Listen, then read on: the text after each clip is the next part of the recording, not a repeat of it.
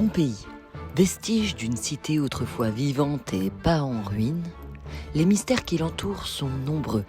Nous avons donc été voir par nous-mêmes ce qu'il en reste pour vous faire voir à vous ce qu'il en reste. Eh oui Fred, nous voici ici à Pompéi, une cité qui a été engloutie par la lave il y a plus de 2000 ans. Quelle histoire! Ça sent le barbecue, je crois qu'on essaie de faire la bonne direction. Suivez-moi! Parce que barbecue, vu que ça a brûlé à cause de la lave. Ouais, j'ai compris. Parce que... J'arrête de filmer. Oui, là, bah non tu comprends C'est mon gênant. temps. À peine entrés, c'est directement que nous découvrons les prémices d'un Kamasutra déjà bien présent. Berceau de cette culture qui ne cesse de nous fasciner. Les Indiens n'ont qu'à bien se tenir. Les Grecs anciens ont inventé la sodomie qu'ils appelaient sodomicus et la pratiquaient avec genre enthousiasme. L'hiver était rude chez les Pompéiens, car à cette époque, ils n'avaient pas encore inventé la vitre. Suivez-moi.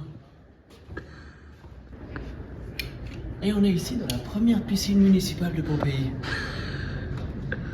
On dit que l'empire gréco-romain s'est arrêté parce qu'ils n'avaient pas encore inventé les maîtres nageurs. Tant d'histoires. Et oui, les piscines étaient d'une importance capitale à Pompéi. La peur d'une invasion de sirènes poussait les habitants à s'entraîner énormément à la danse aquatique synchronisée, qu'ils pratiquaient d'ailleurs dans des piscines où ils avaient pied pour ne pas couler. Les Pompéiens, toujours en avance sur leur temps, inventèrent il y a plus de 2000 ans le paillasson. Le paillasson en céramique qui marchait vachement mieux avec les sandales. Déjà, à l'époque gallo-romaine, le problème des gens du voyage avait été résolu. Tellement en avance sur leur temps. Ils sont forts, ces Romains. Ici, Jean-Marc nous propose un jeu de mots drôle, rappelant les amphores, vases très populaires à l'époque d'avant et qui maintenant existent toujours, mais qu'on appelle des vases. Ils sont forts, ces Romains. Après tous ces mystères merveilleux, nous arrivons sur une place encore plus merveilleuse et mystérieuse. C'est non sans émotion qu'on vous présente ces sans intérêt. Ça va, Jean-Marc? Ils ont mis des pièges de partout, fait gaffe. C'est incroyable! Ici, nous pouvons observer les pylônes sur lesquels les esclaves étaient obligés de rester droits pendant parfois des jours, voire des semaines. C'est merveilleux. Cette civilisation, plutôt barbare mais en même temps tellement romantique, accrochait ses pendus au mur sur ces petits anneaux qu'on voit ici. On pouvait en accrocher 6 chiffres sacrés. Ils n'oubliaient pas la magie? Ici, à Pompéi, c'était la loi du plus fort. Car il était très difficile de passer le barreau. Tu me fais chier, Jean-Marc. Vous ne croyez pas si bien dire, Jean-Marc. Sur cette sculpture, nous pouvons admirer le seul à avoir eu un jour le barreau. Il fut malheureusement châtié par Problémus Erectilus et son cheval. Encore en avance sur leur temps, les Pompéiens avaient déjà inventé la chatière. C'est magnifique. Coucou Jean-Marc. À toi. Il y a 2000 ans, Jean-Augustin Pot-de-Chambre invente le pot de chambre. Ce n'est que 1700 années plus tard qu'ils apprendront à le faire plus léger pour le vider. Tant d'histoires. Effectivement, Jean-Marc, vous parliez du pot de chambre. Eh bien, voici ici les premiers prototypes. Ils sont bien plus massifs, en pierre, et ils ont demandé le travail de non pas 20, mais 30 esclaves. Un travail d'orfèvre mené à bien par une cité rigoureuse. Allez, venez.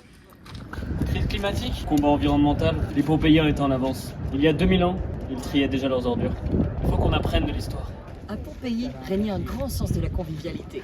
On peut l'apercevoir avec ses toilettes disposées sur la place centrale. Effectivement, les Pompéiens adoraient faire leurs besoins en groupe et discuter de tout et de rien. Regardez, il y en a une ici, venez, une ici, et ça laisse supposer qu'il y en avait encore une là. En face, vous en voyez une aussi. Comme le disait Jean-Marc, on devrait tellement apprendre de l'histoire. Et ici, on se retrouve dans l'ère d'entraînement des gens du cirque de l'époque. On peut observer ici un mur pour les apprentis mimes. Quelle histoire! Vous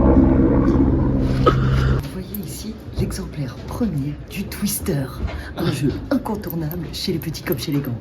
Comme vous pouvez le voir, c'était un petit peu plus compliqué car il n'y a pas de couleur. Ils savaient vraiment s'amuser. Il n'était également pas très grand. C'est ici que les Pompéiens s'entraînaient pour les concours de limbo. Avec ces colonnes très très basses, ça leur permettait de faire des entraînements